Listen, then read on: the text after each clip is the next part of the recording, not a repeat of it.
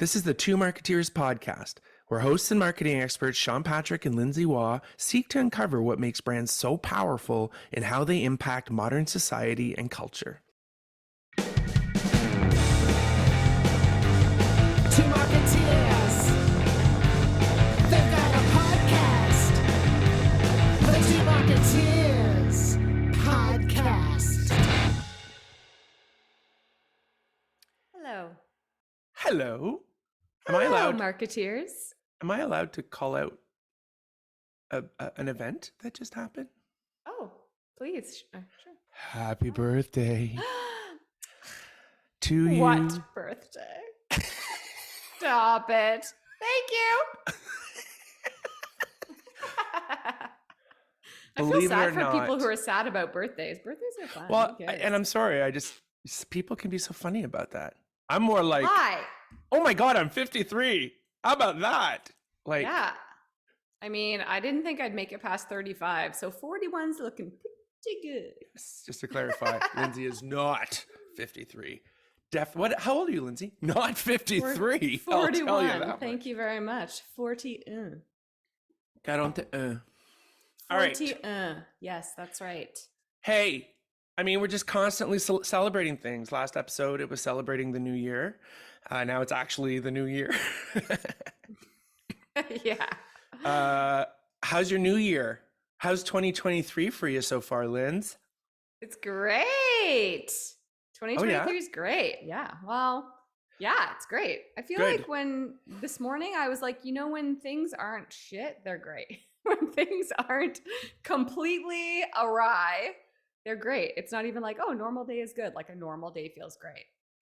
And we're in a normal day. We've been having normal days is what I think you're saying. Yeah. Like when the Good. kids go to school, Yeah. nobody's sick, and I can go to my office and do some work, and we get to sit down at night because you're not frantically running around. It's great. It's good. Yeah, me too. Can I ask you a personal question? Yeah. Are you recession ready?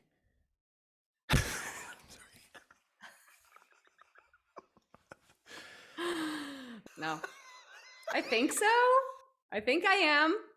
I don't know. I'm just kind of setting the stage for what we're going to talk about today. Yeah. Yeah. Let's get into it. Because clearly we're coping. We're coping. Yeah. I think yesterday, I think when we were talking about, this topic and revisiting what we're going to say today, you said something where that there was just this lack of gratitude. There's like an air of a lack of appreciation and gratitude. It's like, hey man, for parents of young kids, for people who are working from home, for people who have like changed jobs and done all that stuff, like little wins, celebrate those little wins. But yeah, we are going to get full on into recessionary mindset topic today. Full on. Yeah. All right. So let's do it. Lindsay. Yeah. So I float back home from this little throw caution to the wind extravaganza. And I land back at my desk, and it's just like every headline, email, trend report, LinkedIn updates, everything that you see everywhere, Apple News, all the stuff, recession, get ready, recession's coming. And I'm like, how? Like what? It's just an interesting way to start the new year. Of course, recession is on everyone's mind, but I feel like typically at the beginning of a new year, you see so many new headlines like new you, rethink, refresh, it's time to revisit, reset the stage. And now it's just like fear. So I there's got the on our emotion. status and brought that to Sean. And I was like, are you seeing this? Like, are you seeing all of these fear and doom and gloom headlines? Like, what is happening? Yeah. But is it intended to create fear? I think it is. And we talk about how there are so many emotions that you can touch. I think we talk about this. I feel it as a consumer, like as a person who reads news, as an individual living the life I live. That's where it's coming from. What's interesting though is from a trends in our business side of things, I'm seeing it too. And it's that whole idea that you and I always say, like, there's what we're seeing and feeling as consumers first. Mm-hmm. And I think the industry now, the industry of marketing, is definitely their big thing for 2023 is now we're here to talk about recession. So Yeah. 2021 was about, how are we going to get back on our feet back under us and after what happened in 2020, and then 2022 was about everything we learned in 2021, let's put it to the test. And it was like, okay. Mm-hmm. Now it's like recession. Yeah. Yeah. I just feel like, oh, clearly it's important. I know. I don't know if it's a healthy approach.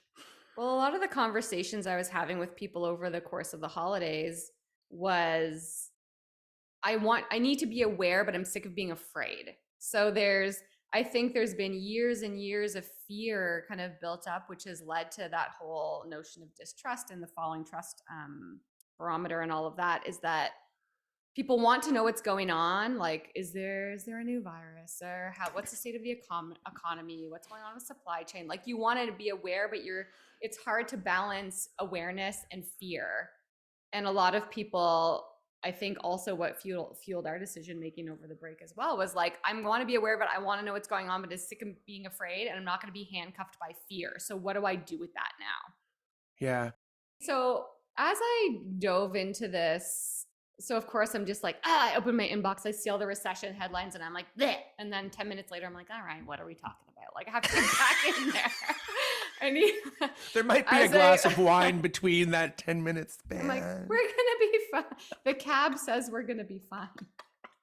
So then the strategist in me kicks in, and I'm like, okay, I need to understand as much as I can about what's going on, especially when we've been advising brands on what happens during economic downturn for the last couple of years, and if not a decade before that. So It's not a new conversation, but I think one of the really interesting things that I came upon, which makes so much sense when I think about it now, is this idea of a consumer recession. Okay. So a recession is technically financially defined, right? It's two consecutive quarters of economic downturn combined. I did not know that. I like that. Yeah. Okay, 2 consecutive quarters of economic downturn. Okay. Yeah, so that's how they define. That's how financially you would define recession. So it's 2 consecutive quarters of economic downturn with regards to gross domestic product, and typically that is combined with job loss. So there's typically an unemployment rate rises at the same time. So there's less money, people are making less money, and there's less jobs. Right. Is how you would typically define that. But so I started researching of what's going on right now around recession, especially the United States and Canada are so closely tied with trends and things like that. So when you see something happening in the States 6 months to 2 years later, it's typically happening in Canada. So you kind of follow what's going on in the States with regards to recession, what's going on in Canada, and how are those two things kind of linked together. And I was looking at this one article from Nielsen IQ, which is Nielsen is probably the world's leading consumer intelligence company. Correct. And the way that they kicked off this article talking about recession, and this was in the fall of 2022, so just a few months ago, they started with it's an odd time. And I was like, isn't it? That's a great word. I love that word. Because I feel like there's no certainty anywhere. It's not like we are in a traditional recession, or we are not in a recession, or inflation is going to go up or down with certainty. It's we are in an odd time. I love it. Odd. Thank you. Yeah, exactly. And what they went on to say was that this recession is not a lot like others due to the interesting thing happening with employment. So this is in the US, this is not in Canada. So the US is technically in a recession because of the 2 consecutive quarters of economic downturn. Okay. But the jobs aren't following. So so the unemployment rate is up, but also there's a large demand for jobs. And the same in Canada, right? Yes. So we are also in economic downturn. And the unemployment rate is higher than typical, but there's also this massive demand for jobs and a lack of employees wanting to fill them. So this is where it's like these things aren't necessarily matching. There's some like COVID trends that are flooding into what would be a typical or traditional recession, they call it, that aren't necessarily aligning, which is why it's an odd time. Wow, this is cool. This is then It's therefore, cool. Lindsay, this would be a societal and cultural factor of why is this happening? We don't know the answer, Right. but it's like, yeah, the dynamic is there is a societal or cultural dynamic that is shifting about, well, there's unfilled jobs. That's the part that I'm like, oh, it is odd. It's odd because people are changing what it is they want. Yeah. And you even see like recently in the headlines, like, some of these big organizations are doing massive layoffs. And of course they are, but there's all because of the recession or pending recession in Canada. But there's also, this like massive unfilled employment market where jobs are available and people are not filling them. So it's not, there's a lot of non-traditional factors taking place in this recessionary time compared to previous recessions. One new factor, there's a lot of available jobs. I guess the question is that interesting? Why? Right. My observation is there are definitely people not taking jobs, obviously, but I really got to question the practice of recruiting, and is it, who's leading in that? Because there's got to be some new science and examples out there of more why. Yeah, where's the disconnect with employment? Yeah. Right. I don't think anybody knows what they want. And that brings it back to what you said, the uncertainty. There's just so much uncertainty. Yes. Decisions are not being made. Yeah. And it's an interesting time to be a consultant who also, not only works for brands, but takes on like freelance contracts as well, because I've been speaking to so many of my clients who are like, will you come on while we figure out what to do with employment? So there's even a lack of commitment and like you said, knowing what you want from an employee perspective, from an employer perspective. Like there's so much uncertainty of like, who's the best to bring in? How are we going to solve this problem? Are we going to afford these employees? Can we not? Are we making our teams too big? Yeah. So when I'm seeing these headlines, and we've been talking about recession for a long time, it feels like as a person, we've been talking about this for a long time. And even like 6 months ago, I said to my husband, I was like, are we not in a recession? Like, how do people keep saying there's going to be a recession? I was like, are we not there yet? Like, what is happening? And that's when we discussed like, okay, of course, it's technically the 2 quarters of economic downturn. Okay, we're not there in Canada specifically. We're not? Okay. But what they, to my knowledge to date, I'm not a fine. financial advisor. We're just marketeers. We can make it up. I mean, what the interesting thing is that they say we are in a consumer recession. So I was like, what the heck is that? Like, what's the difference between a technical financial recession and a consumer recession? And when I learned a little bit more about this, it's around mindset and what people feel. So people feel like we have been in a recession for an extended period of time, even though the financial aspect of it has not technically caught up.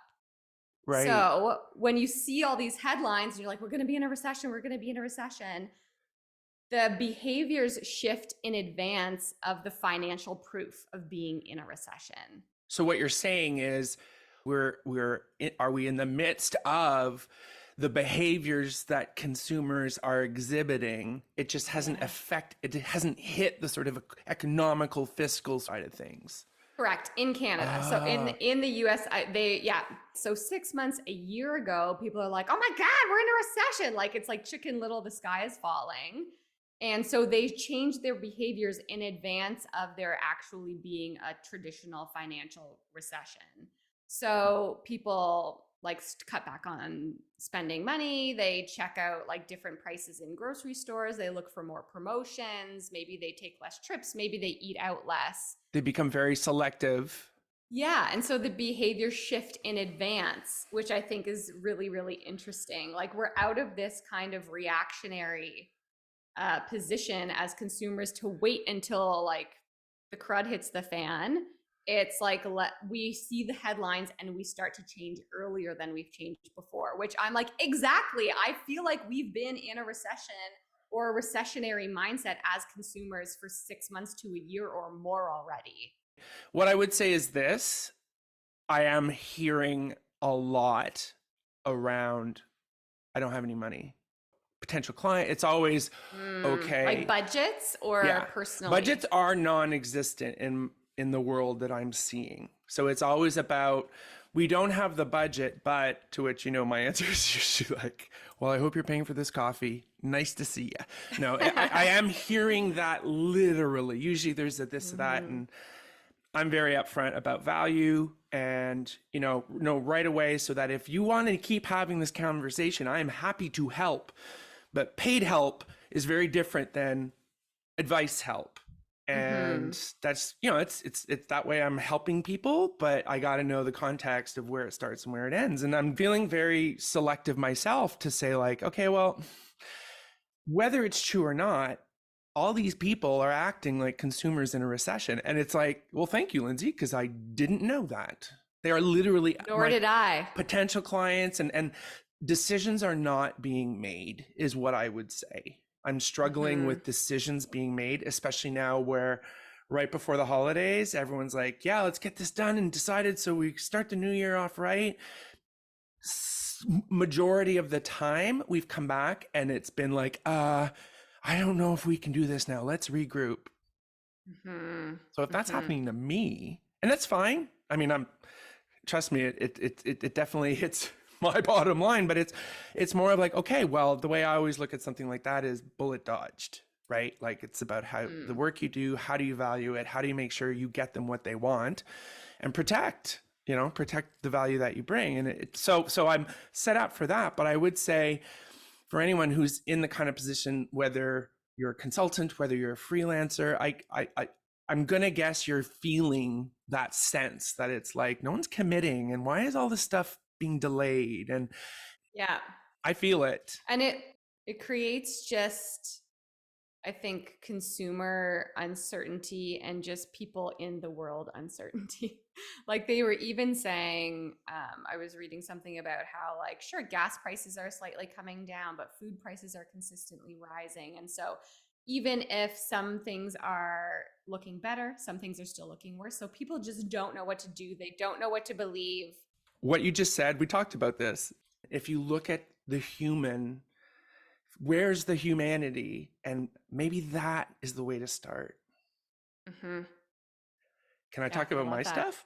Please. Yeah, please. So the trigger to my side of it, this whole topic, it was, Lindsay sent a bunch of stuff and there was this one document that I just loved and it's called The Most Contagious. I think, that's the name of from an a company agency? Called Contagious. Yeah. Okay. Yeah. So if you want to be up and up on trends and all these things, follow this company called Contagious. They do great reports and newsletters. And excellent stuff. Yes. Not unlike at the same level as what I would say the brand intimacy stuff that Emblem is doing. So it's, it's your typical report of, who's doing it right, who could do, what are the innovative things. But there was one section, page 34, kudos to me to getting to page 34. And you printed it. Just the 2 pages. You don't like have it on your bedside table? I'm going to read this Contagious report. I do that sometimes. Anyways, I want to distill this. Okay, there's some really good points here that I think we completely stand behind. And what I love about it is it talks about the human aspect of it, which I think if you understand yourself and others and get to that level of like, what are we feeling? Right? And you have the option of creating fear or addressing and understanding that fear is an emotion we're feeling. Then how do you address that? And that's the jump from fear mongering, I think, to empowerment, enablement, I think. Yeah. I think the best part of being a strategist is that, like you just said, the human aspect of it, you learn these things through your job and then you realize why you are personally behaving the way that you are. So when I read this thing around consumer recession, I'm researching it for work And I'm like, that's why I've been feeling like we've been in a recession for the last Yes. 6 months to a year, and I'm sick of being afraid. So it's so cool because you get to understand things about the world and then understand things about yourself. Yes. And I think when the world says recession, get ready, what's the best thing for companies to do, and specifically brands? Yeah. So it's great. We'll put the link to the PDF up.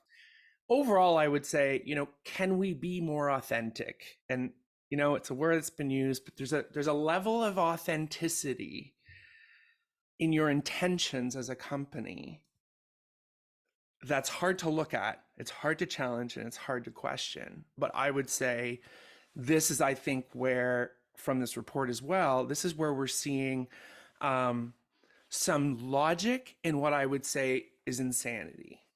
And, personal experience, when there's an opportunity to do business differently, is what I would say, that's what you should do.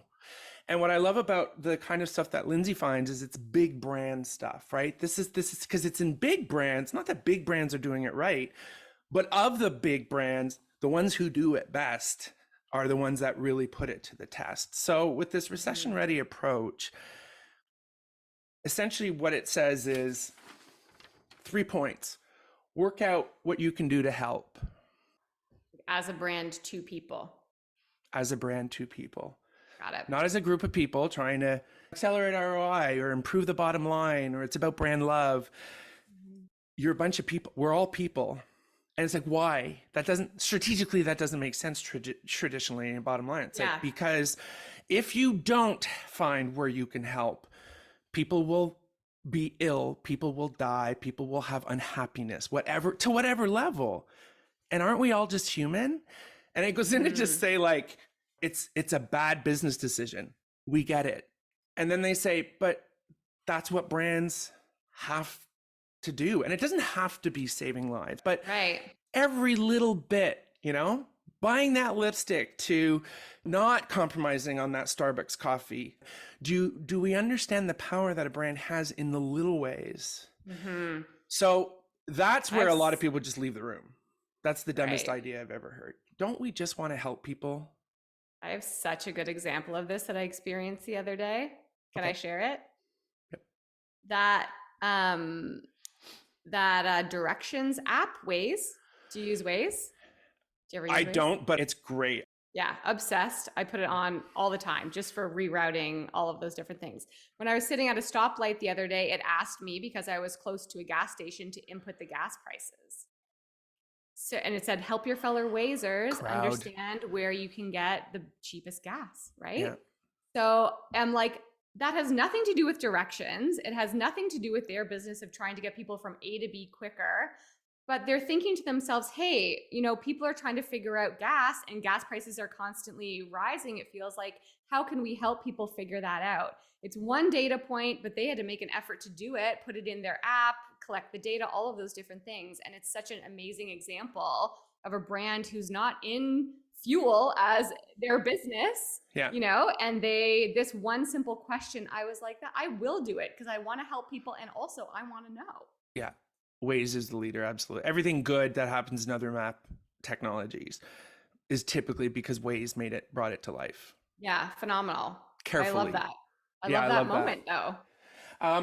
Here's one I don't think we have to talk about, because we talk about it all the time. Remember, your brand spend works in the long term, not the short term. Lindsay, no, you're not allowed to go on about it. Long term. Yeah. Long term. Can I say one thing on it quickly? Is that in this moment in time, you're going to be tempted to turn it off, turn off the spend, turn off the budgets, don't do nothing. If you can afford it, do not turn it off. You will be ahead in 2 years. Not only will you be tempted, you will be told. Do what you can to not turn it off, and you will come out ahead.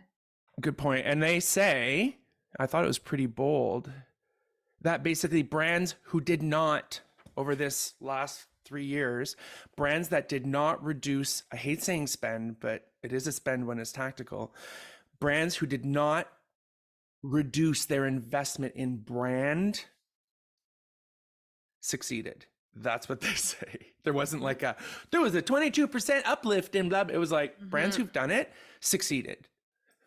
And it's not going to be 3 months from now. And it's happened time and time again during economic downturn. This is not just one example. Okay, thank you, Lindsay. Soapbox. This one is Don't really turn great. it off. This is really great. Stay really close to your customers. Yes, it matters all the time. So it's all like, I just think it's really great. If you were a local grocer, right? I say grocer, like mom and pop shop, fruit market on the corner of Kensington and such in Toronto. It's like, this is what we love. It's simple. If you don't like to ask the question, how can we help? Are you open to it? Because what it's saying is, it's the opportunity for brands to be ready for the future, because there's going to be all these deep connections that have been made when you've turned their fear into relying and trusting that you are helping them to get there. And then all the competitors will be like, oh, you know what we need to do. And they'll try and replicate tactics without changing the way their company works. Mm-hmm. What did we call it the other day? The brand audition? Yeah. Yeah, you are auditioning for consumers' love and attention right now, whether you know it or not. You're going to be auditioning. I love that question. How can we help? I feel like even as, brands and organizations are pushed internally and are going through hard times, sales and marketing coming together, operations coming together with, HR and everyone, even asking each other internally, how can we help? How can we help you? How can we come together? As we all try and understand our customer more and push that value forward, what can we do as a unit? But those are questions we have been challenged with a lot over the year, if not longer. And I have not seen the best results because of it's a mindset. So you have to understand the mindset first before you can ask them to change how they do things. Marketing, sales, operations, they're different in every company. They have different cultures. We mentioned it last week, is that's the dynamic that might have to, hey, I know operations people who have a wonderful marketing mind. I know marketing people who have a wonderful sales mind. I question that, one of the big things I'm excited about is how will that change? Because it has to change to suit the people, not the other way around. Right now, the struggle in not filling jobs is because I think the jobs don't align with the people's needs, even in their role or position. That's my speculation. Interesting. So anyways, soapbox. 3 things. Be helpful. Take an approach of helping humans before bottom line. That's long-term. That's how you do this long-term, right? Because point number 2 is brand is long-term. Number 3, as a brand now who can connect emotionally with consumers, stay close. Love a tidy 3. I just want to read this bit. Sure. These are the moments when we get to work out what kind of marketing people we are. Are we the kind who only prosper in good times and put their profits before their customers? Or are we the kind of marketers who can thrive in tough times and genuinely put our customers first, using the resources of our businesses to help make lives better? Amazing. Perfect way to end this episode. Thanks, Lindsay. Thank you. Fight the fear. Fight the fear. Be helpful. Help others. Yeah. Be helpful. Exactly. Ask what you can do to help and deliver on that. Consumer recession. Consumer recession. Look it up. We will share more on it. Look it up. Bye, Marketeers. Have a great week, Marketeers. Thanks for listening to the Two Marketeers podcast. New episodes launch every 2 weeks. Find the Two Marketeers podcast on Apple Podcasts, Amazon Music, or wherever you like to listen. And be sure to rate and subscribe. Listen on our website, thetwomarketeers.ca, or you can ask Alexa to play the Two Marketeers podcast. Want to keep in touch? Follow the Two Marketeers on LinkedIn or at Two Marketeers on TikTok. We've always got something to share.